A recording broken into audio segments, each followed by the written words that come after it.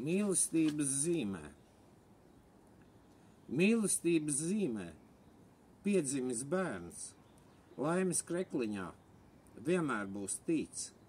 Horoskopa zīmēm visām par spīti, astrologu gudrības stūrī tas zen.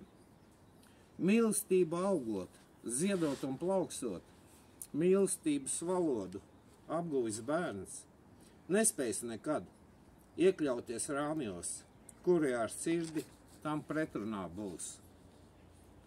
Mīlestības zīmē piedzimis bērns, vienotību sevī ar visumu jūt, ar Dievu un dabu, ar cilvēkiem apkārt, mīlestībai tuvāk ļaujot tiem būt.